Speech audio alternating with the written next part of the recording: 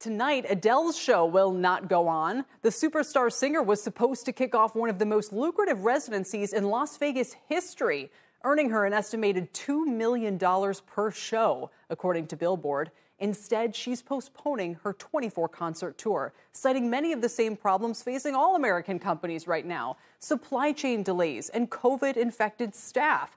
And that's a problem not only for Caesars, where her run is scheduled, but also for other casinos up and down the Strip, where residences are big business. So how did Las Vegas go from a town famous for Elvis impersonators to a mecca for megastars? Here's CNBC's Contessa Brewer. The world's biggest stars are flocking to the Strip, and they're getting paid an absolute fortune to do it. Celine Dion, Britney Spears, Elton John, J-Lo, just some of Sin City's highest-grossing residencies of all time. More than $1 billion in gross sales combined. At one point, a residency in Las Vegas was really considered one of the final stops in a performer's career, but now really it's a place where people come to totally reinvent themselves. David Schwartz is a gaming historian and professor at the University of Nevada, Las Vegas. Over the past several years, you've seen more and more competition between the casinos for headliners, and I think Adele is the biggest, and who comes in after her, I don't know, but it'll be a really big deal when it happens. Las Vegas was founded in 1905. The first casinos opened in 1931. A decade later, the launch of the Vegas Strip.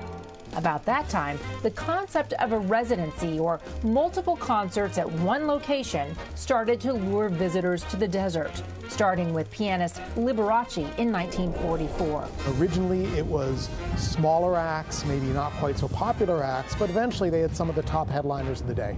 Over the next 3 decades came the legends, from Frank Sinatra and the Rat Pack, Nat King Cole, the Beatles, even the king of rock and roll, Elvis. In the 1980s, Las Vegas entertainment was at a little bit of a crisis point. A lot of the entertainers were skewing older. You had people like Robert Goulet, who was great, but, not alongside Madonna or the Pet Shop Boys. 2 decades later, there seemed to be a paradigm shift. It wasn't really until the early 2000s and the Coliseum at Caesars Palace and Celine Dion that really the megastars started to come to Vegas for residencies.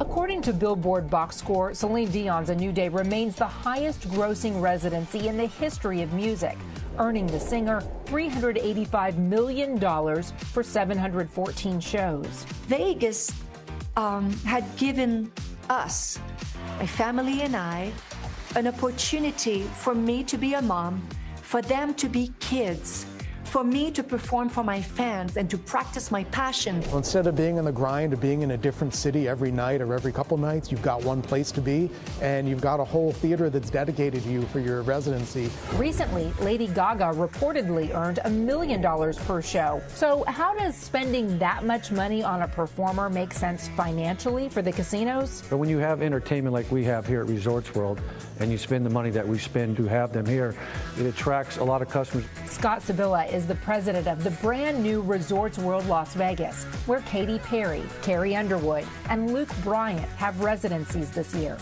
It helps put us on the map in Las Vegas, and when the customers do come, they're spent all over the property, from the rooms to food and beverage to retail. It's across the board.